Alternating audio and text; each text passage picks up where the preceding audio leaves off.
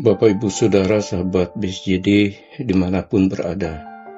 Shalom, selamat pagi bagi kita semua. Puji Tuhan, bersama dengan saya Pendeta Kuster Tirambang, Pendeta Esot GKI Mandomai.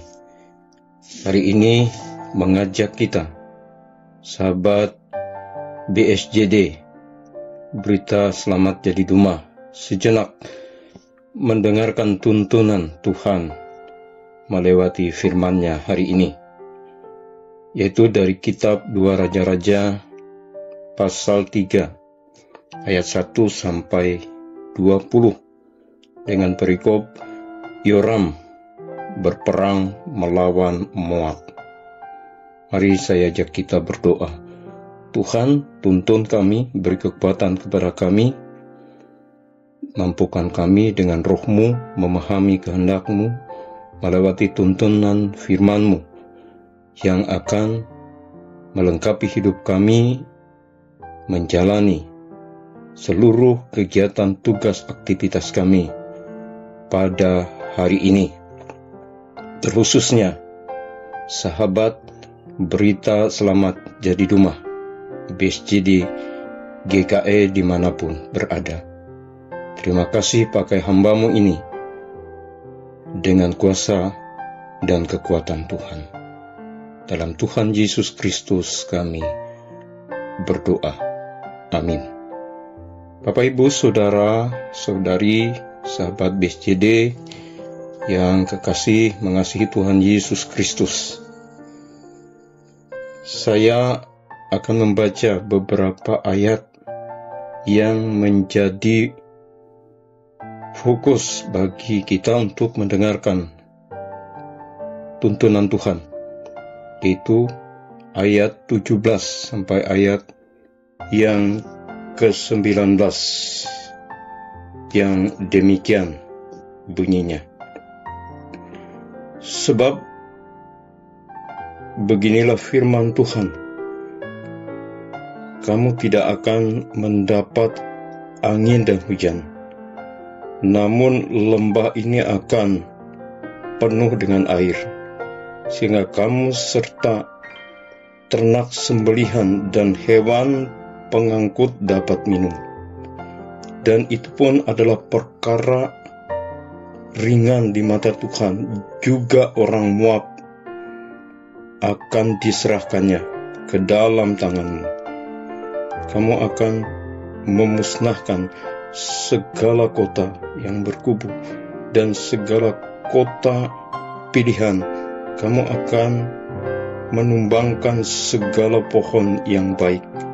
Kamu akan menutup segala mata air, dan kamu akan merusakkan segala ladang yang baik dengan batu. Bapak, Ibu, Saudara, sahabat BSJD, secara politik, kerajaan Israel tentu lebih kuat dari Moab saat itu. Karena Moab, kerajaan yang ditaklukkan pada masa Ahab berkuasa. Setelah Ahab mati dan digantikan oleh anaknya Ahazia digantikan adiknya Yoram menjadi raja atas Israel. Saat Yoram memulai pemerintahannya, muncul pergolakan di mana kerajaan taklukan Israel yaitu Moab mengadakan perlawanan dan pemberontakan untuk membebaskan diri dari Israel.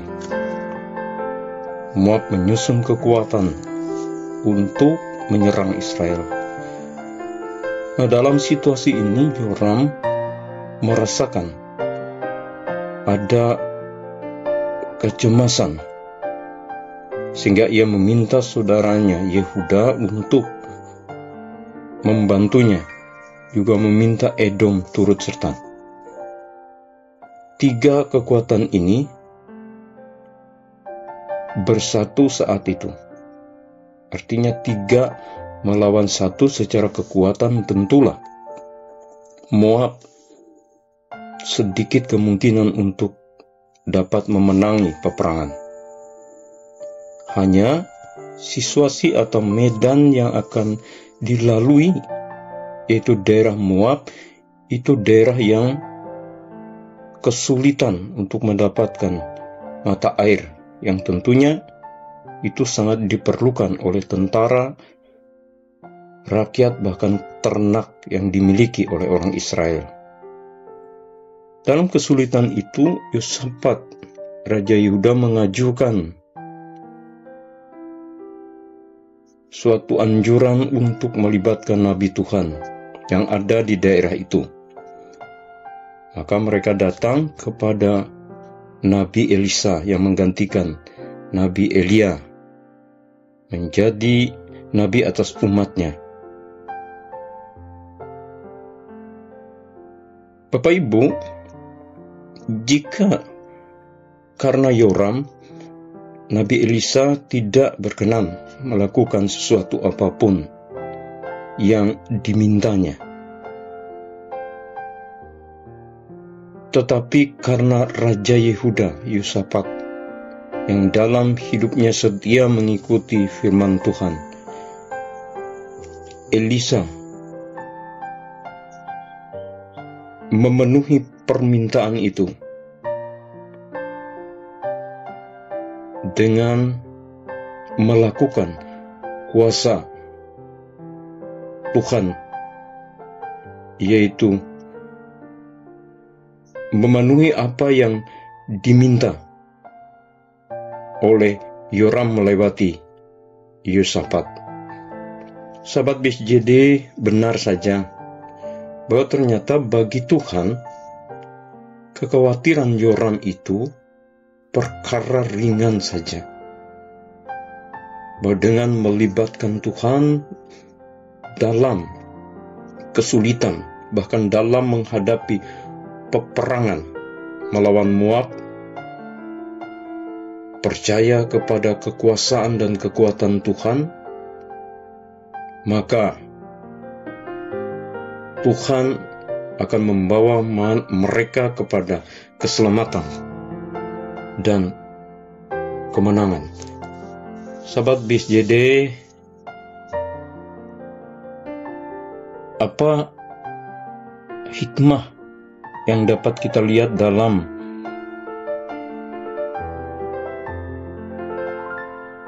peperangan antara Israel dan Moab pada saat pemerintahan Yoram?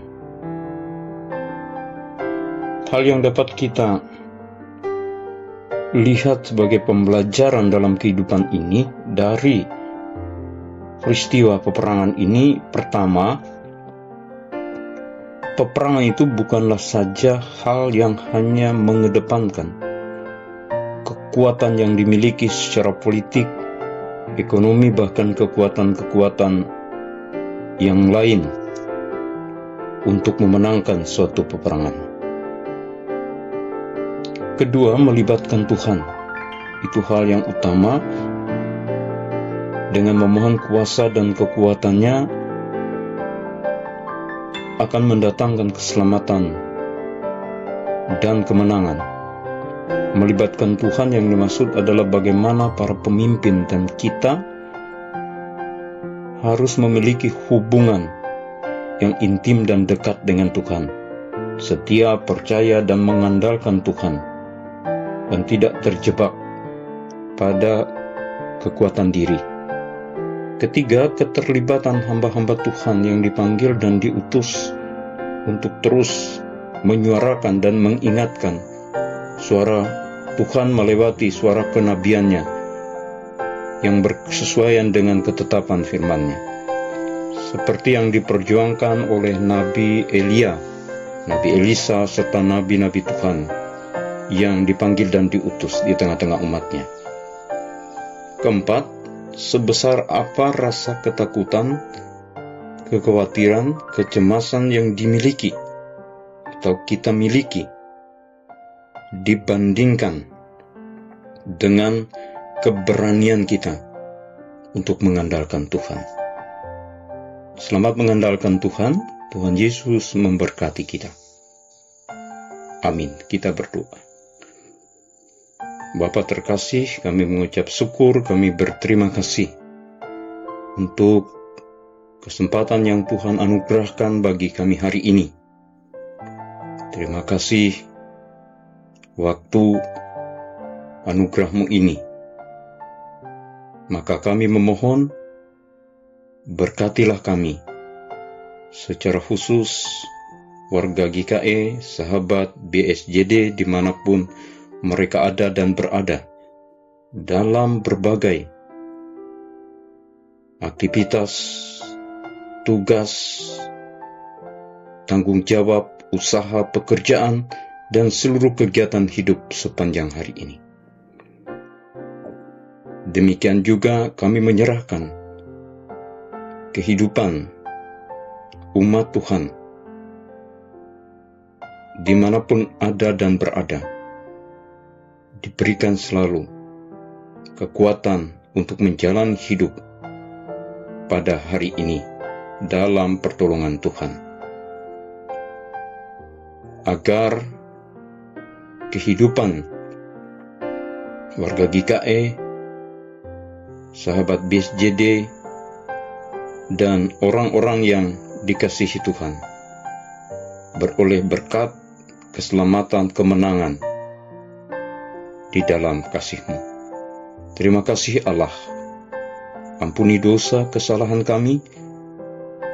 Inilah seru doa permohonan kami Tuhan. Dalam nama Tuhan Yesus Kristus, kami naikkan permohonan doa mengucap syukur kepada Tuhan. Amin. Tuhan memberkati kita semua. Terima kasih.